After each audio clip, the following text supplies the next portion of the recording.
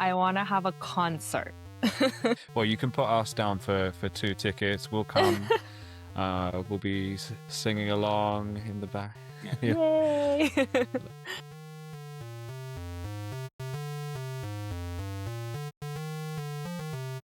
Okay. Well, it's great to be here. So how's your energy? Are you feeling good? Yes, I'm feeling really good. I'm really excited to talk to you guys today. How are you guys? I'm great. Thank you for asking. We're really glad to have you here. Yeah, really grateful to have you. And also for our first video podcast, this is a totally new territory for us. And I think you're just the person to talk to. I agree. So for people who are just discovering you through this interview, how do you introduce yourself and who is Annettely in your words? So my name is Annettely, and it's partly my artist name. It's the name I go by with all my singer-songwriting stuff and my albums. The reason why it's called Annettely is because my English name is Annette, and then I just added ly as like a adverb to kind of mean like lovely, like I'm very Annette-like. So that was kind of like the initial thought that happened, and then I just kind of got used to the name. So yeah, that's me. That is a very practical artist name.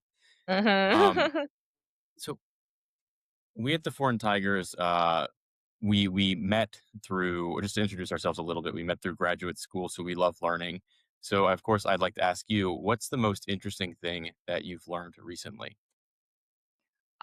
Recently, I think I've been doing a lot of like self-discovery because I turned 30 this year. So I'm just kind of surprised at how long it takes to kind of like work on yourself and kind of fully discover everything that like you want to do in life.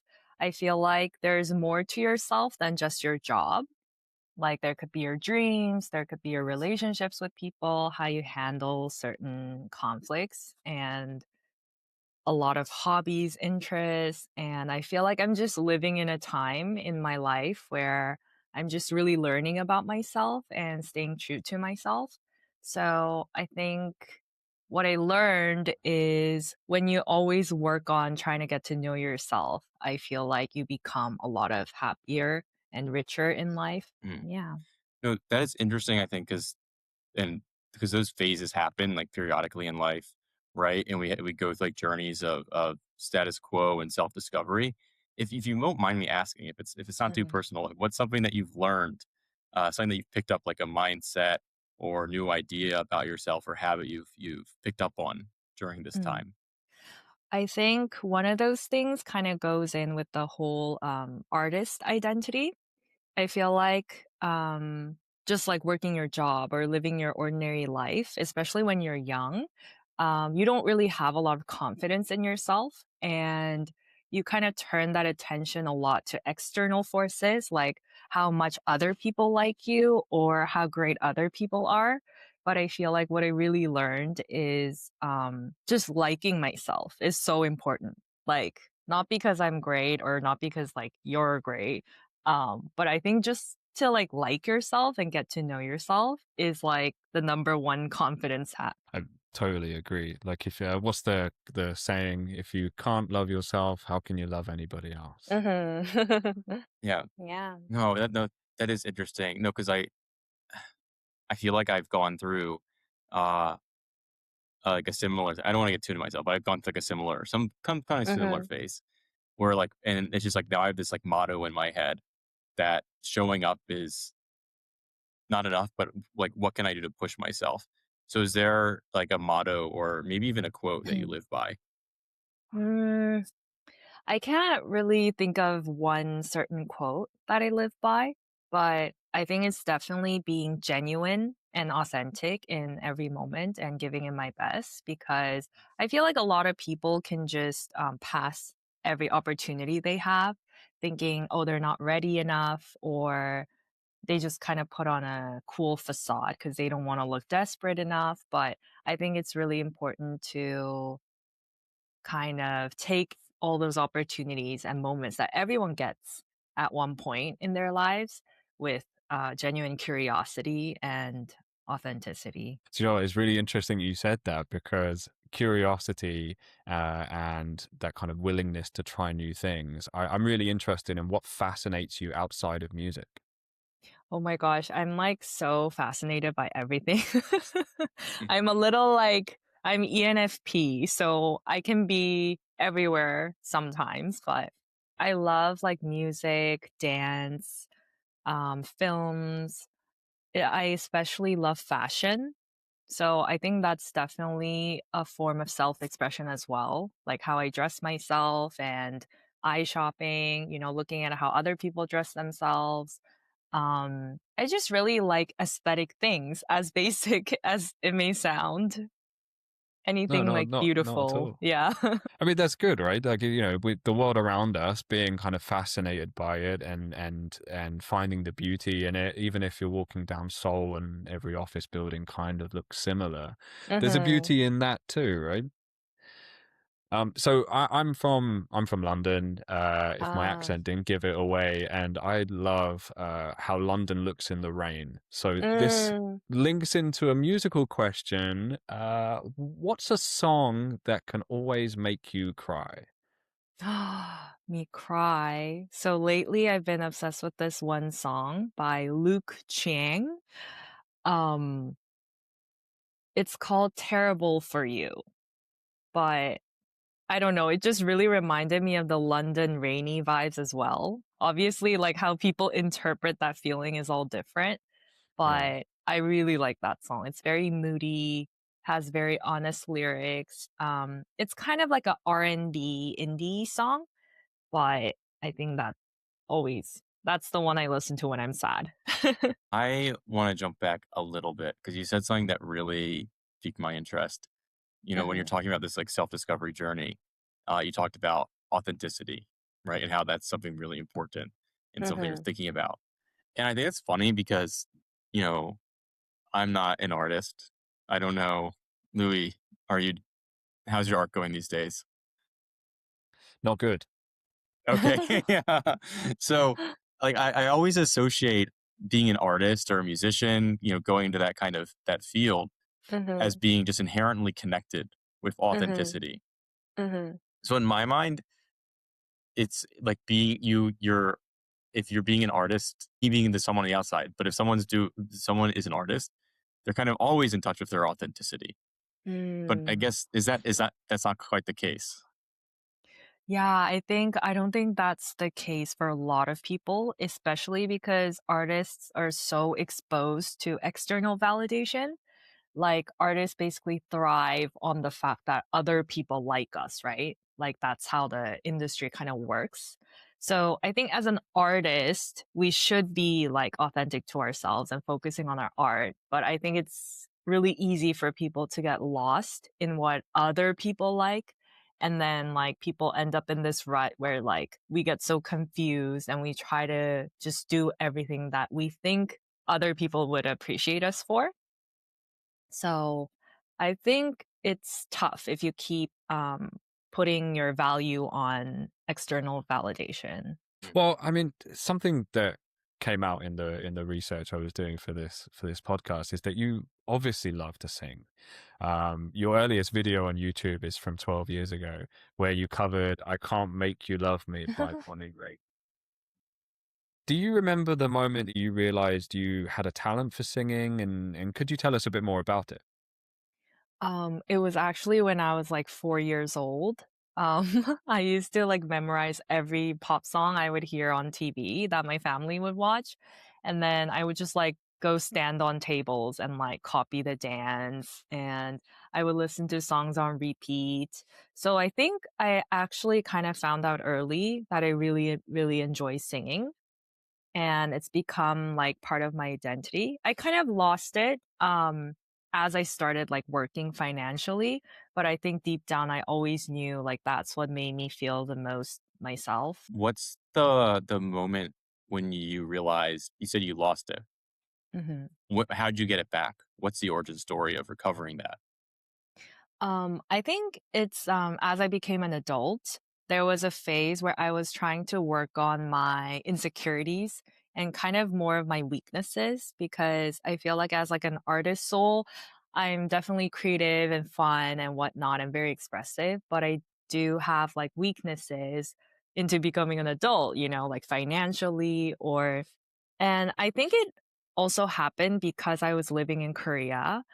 Korea can be a very like systematic, um, repressed in some ways, especially in the workforce, depending on like where you are, who you're with. But I think it's culturally a little less expressive than I guess like Canada where I used to live.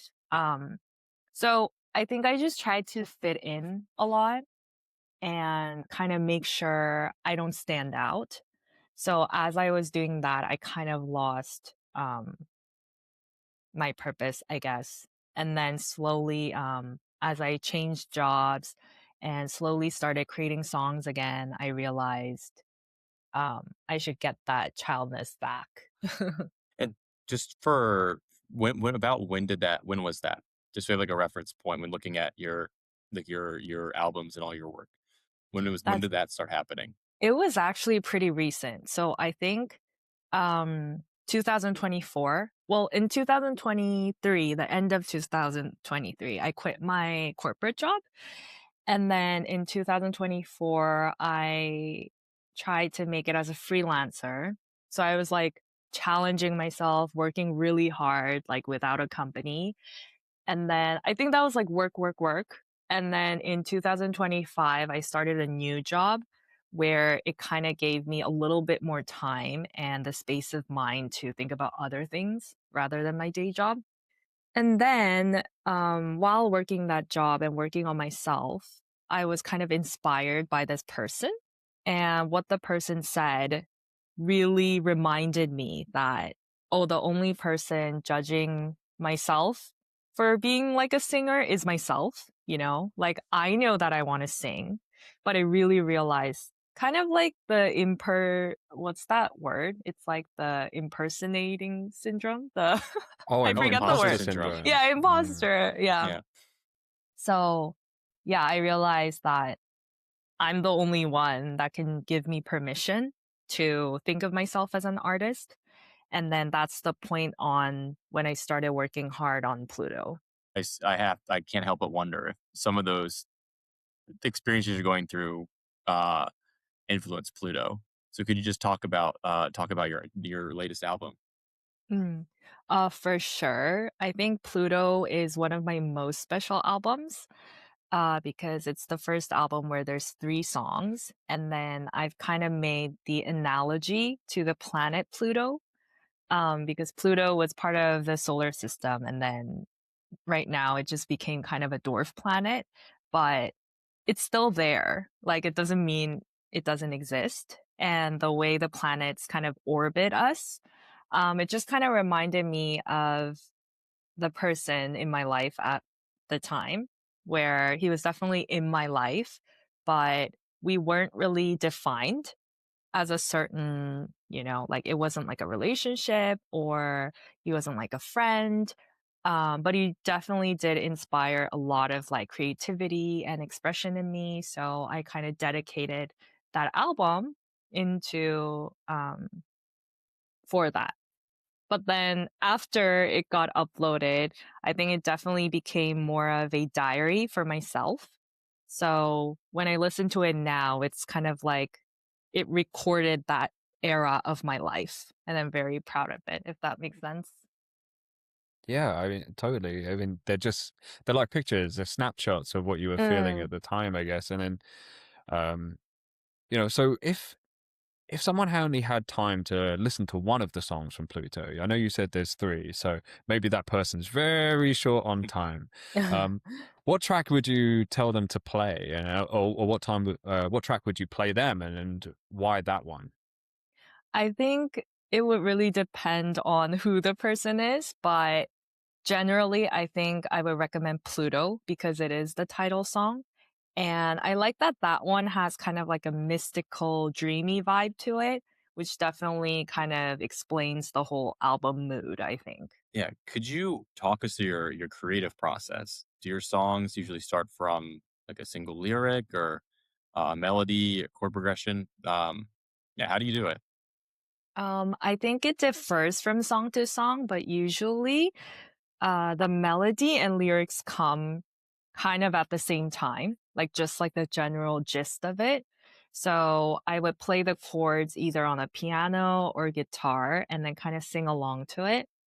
Um, and then after writing the lyrics, I would put like beats to it, other instruments, and kind of explore on Logic. That's the DAW I use.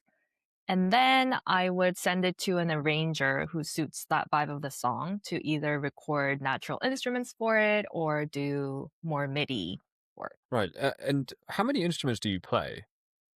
I'm not a very good player in to start with, but I do play piano and guitar and violin, but it's all like really simple stuff, like just the chords. Like I'm not like some professional piano player or anything. Simple is much better than I've got. So that's very cool. Yeah. I mean, speaking of, these talents, you also use both Korean and English for your Mm. songs. On your title track, Pluto, you use English right until the end where you whisper, "nonne Pluto야." Ah, you Um, caught that part. I did, yeah. So Mm. when you're writing, how do you decide which language to use for a line or a song? Is it mostly about what fits the melody, or are there feelings and phrases that you feel just live better in one language as opposed to another? I think definitely in English. I think a lot of people might feel this way when you're bilingual, but I feel less shy talking in English. Um, because in Korean, I feel like we're not really used to saying things directly. So, especially love confessions, like saying like I miss you or like I love you or you're so cute, I feel like it comes off lighter in English. That might just be me, but so I think definitely those kind of thoughts I like saying in English. And I also like that when I write lyrics in English, people from my work can't understand fully. Like I like the secretness of it sometimes. And then like the part you mentioned, the nonne Plutoya, it's more of like a cutesy 애교 type of vibe. So I use Korean just for that part. Yeah. Lou, you gave a very dramatic reading of that part. Yeah. It was dramatic My in the song. Pluto. It was like a whisper. It was really good. I don't think I did it. I don't think I copied you or did you justice, but it was really good.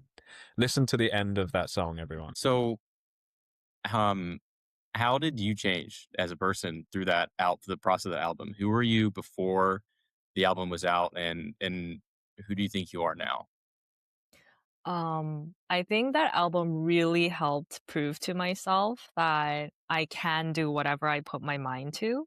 Because before that album, I always knew like I wanted to do this and I always knew I can do it. I have all these imaginations in my head, but creating that into reality is such a different process. I feel like making it into a physical output of your work is completely different than what happens in your imagination.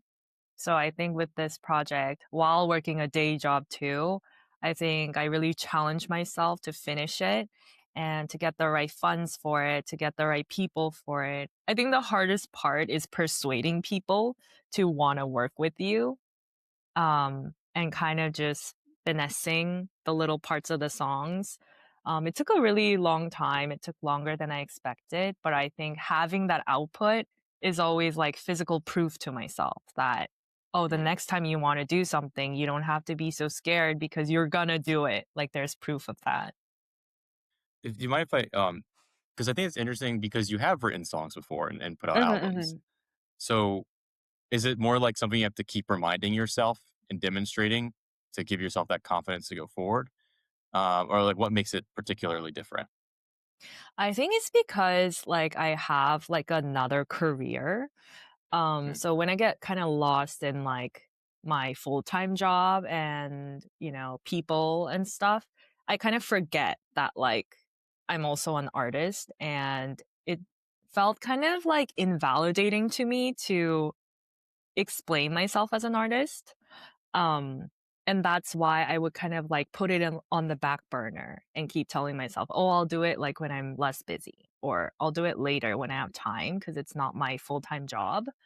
Um, I think it's easier to prioritize like your finances and your main job. So I think that's why I mentioned the reason why that person was so inspiring to me at the time last year was because he was the one person who asked me if my full time job was my singing or my career. And he was so like oblivious when he asked me because he truly believed that that could be a profession as well, even though I have a day job. So when I heard that, I was like, yeah, like, why not? Like, I wonder why I never thought about that and took myself seriously. So, yeah. The story of like how we get to certain places. I mean, we're on that journey as well with the Mm, podcast. It's like, it was an idea, and then we were like, okay, let's just do it. So, and then constantly having to like, self-examine and like sense check what we're doing. Totally right. relatable. I mean, one of my favorite albums, Lasers by Lupe Fiasco, just had its 15-year anniversary, and I am feeling super old.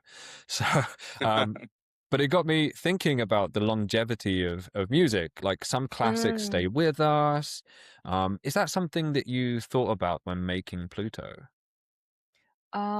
Definitely. I think that's why I wanted to perfect it a lot because even though I'll keep making songs. I feel like once you put it out there, it will always be there, even if no one like cares. So I think that's what kind of gave me the anxiety. But definitely, I think it would always be like a little film photo of my childhood, like of that moment in my life. And you know how some songs become bigger at some random point down the road, not when they first release. So like anything could happen, I think, or it can just like relate with someone down the road, just one person, and it like sticks to them a lot. I think that's the beauty of art. Like even just like YouTube videos or podcasts or songs, it's like anyone can listen at any time given and suddenly like relate to it and comfort them. So that's what I like. Yeah. I sure hope people are listening to our podcast and, you know, They will. like, I'm so inspired. This Yeah. one. Yeah. Yeah, exactly. This one. Yes. Well, so when you think about people listening to Pluto 10 years from now, or not even like other people like yourself, Hmm. is there a specific feeling or message that you hope still hits exactly the same? Um, I think just like the genuine feelings I had is so real and authentic that even when I hear it, I'll be like, oh my gosh, she was real. Like, even though it's myself. And I think that's the beauty of it because AI music is like so in right now and it's so doable. Like anyone can make music and, our computers can just write all of our music for us. And it's great and I love listening to it. But I think the one thing that like humans could do better as artists is putting their own experiences into the lyrics. So I think that's one aspect of making art we all shouldn't lose. Yeah. No, I think it's interesting you say that and bring up AI. There's just a quote that's been bouncing around in my head. It's Hmm. by an author, Brandon Sanderson, and it's in this lecture, and he says, actually, the art isn't really the product that you put out in the end. The art is you. You, the Mm, creator, are the art, and that's the thing we lose with AI. So mm, I would like just listen to that, like just a couple right. days ago. Mm. So why don't we move a bit to your background? You talked about how you figured out you have this knack for singing when you're just 4 years old. Was it just a spontaneous thing, or are your parents musical? How did this? Can you talk more about this? Develop the when you first developed this talent. I'm not sure because I was a baby, but my mom, she is a piano teacher. My aunts all did like cello and musical instruments, but they were more classical. So I don't necessarily think I got my musical talent from them, but I don't know. Like I'm actually like I have no idea, but strangely, all my dad's side of the family, like my sister and my cousins, they're all musically talented as well. So it's really strange. I think maybe it's in the DNA, but yeah, it's weird because my dad, I think it's also like the generational thing as well, because older generations were less likely to choose like music as a profession. Like they weren't really encouraged to do that unless you were like really talented. So my dad's just in like engineering. Um, and so are his brothers. But then like all their children are very like musically talented. But I think I'm the one that like really wants to pursue it. I mean, engineers make the roads and everything else that we use every day, right? So they're Exactly. important people to. Mm, I mean, I think where we come from plays such a big part of like who we are as people, right? Like my dad is a mechanic, mhm, um, and it's part of the reason that I love Formula One. I had to sneak it into the podcast. mm. Had to, just um, had to. Every exactly. conversation, it's like this. Always. But that's something that we still connect over, and I think that those elements that we bring from our background, they help inform who we are as today. I mean, in your video where you visited Andong, Mm, you shared some background about your upbringing. mhm, I'd recommend everyone watch it. Something that the three of us share is that we've chosen to make Korea our home as adults. mm. In what ways do you think your upbringing in Canada manifests itself here in Korea? Hmm. I think one thing I notice is like, I know this analogy is going to be really funny, but it's kind of like when you have, like, let's say an ex lover and you've already like dated them for like 5 or 10 years, you kind of know like what they're like and the comfortability of it. You still really appreciate it and you're used to everything. But then you don't really have the urgency to go back, if that makes sense. And I just like brought that up because everybody in Korea always asks me, "Oh, like don't you want to go back to Canada?" Or why do you live in Korea? Like Canada's so much more peaceful. And like I get that, but I think because I grew up there, I kind of felt a little lonely and a little bit bored. I feel like I definitely needed that like artistic and entertainment, like stimulation. So I always wanted to come back to my home country and kind of work here. People ask me when I'm going home too, but I think that's just to get rid of me. Yeah, they secretly don't like us. Exactly. Yeah. But So, oh, can I sorry, go ahead. ask like what brought you guys here? I know this is like I need to talk in this podcast, but I'm just curious. No, it's okay. Mm, Turn the table over on us. So Turn the I table came over. Yeah. to Okay. yeah. I came to study here, and then so I actually met my wife in London, um, and now we live here. So first year studied, I've been here 3 years now, and still having fun. I relate a bit to what you're saying about like careers and a new phase, and it feels like something I should keep pursuing. mm, Going back home would feel, I don't know, like a backward step.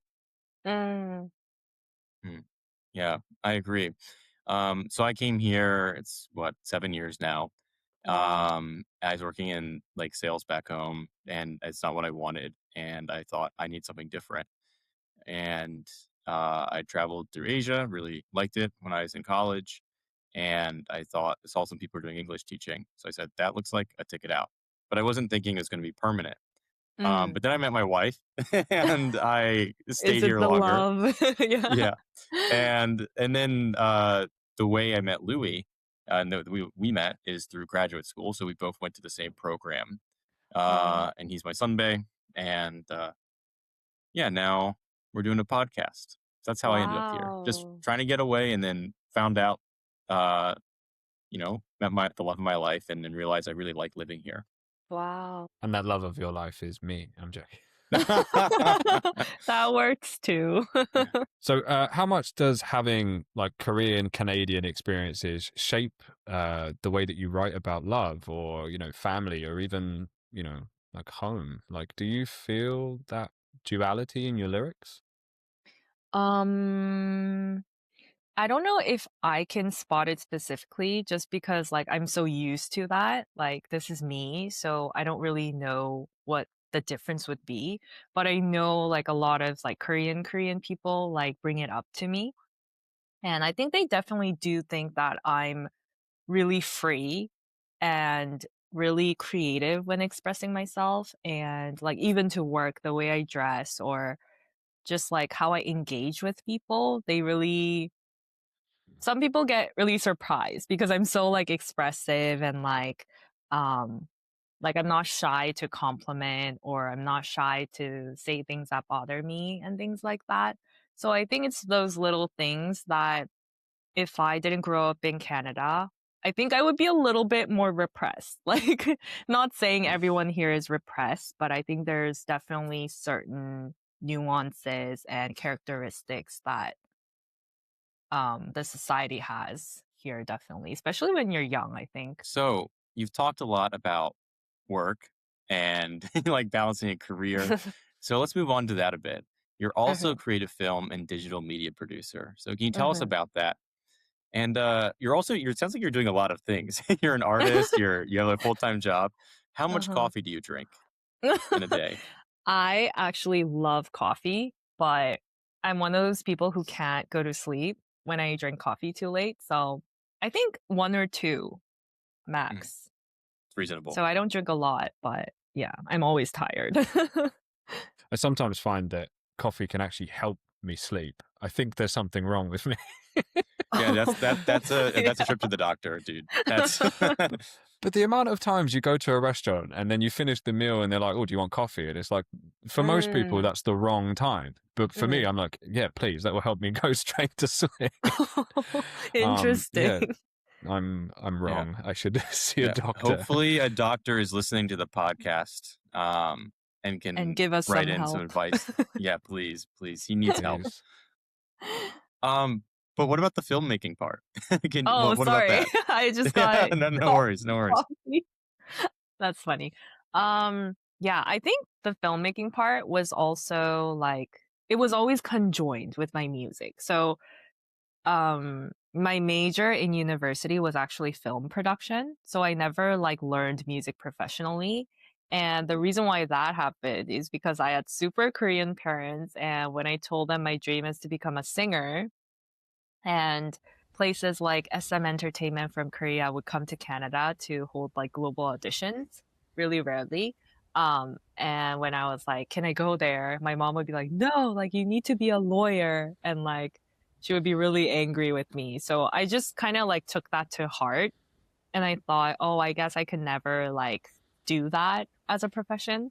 So I tried to look at the second next thing I wanted to do while still being able to go to like a 4-year university, because that's just important to Korean parents. I don't know why. But that's just the way it is. So I realized I really like filmmaking because it included music, it included like aesthetics, like visual pleasure, and fashion and art. So I was like, okay, maybe I'll be like a director someday. So that's where I went to university for. And then I realized I wanted to come to Korea and do something along those lines, like whether it was film, media, or music. Um, so I just came here right after graduation, and it's been like 7 years since I lived here now. At first, I was actually an English teacher as well. I feel like that's like the Very cool. yeah. And I actually really enjoyed it, Yeah. but I think I knew deep down that I always needed something more exciting in the music sense. Mm, So I really challenged myself to take jobs for filmmaking. And it was really hard because I had no connections, and a lot of Korean companies go by connections and networking from their schools. Um, so I just like went on set as a PA, which is like a production assistant. You basically like run errands and stuff. So I did that for 6 months. Um, and then I guess like people started realizing, oh, like she works really hard. So I just kept making the next step. And then it slowly got here. Mm. So do you think of yourself first as a musician who also makes films, or a filmmaker who also makes music, or something else entirely? It's really weird, but I think of it like the same thing. Like, I just feel like it's just an outlet of my creative expression. It's just a little different where either I do it for money, like for like a separate client, or for myself. But I think as long as I'm putting something out there that can be categorized as art, it doesn't matter too much for me. Okay. So, if everything went your way in the next year, what's the scene that you picture? Where are you? What does it look and feel like?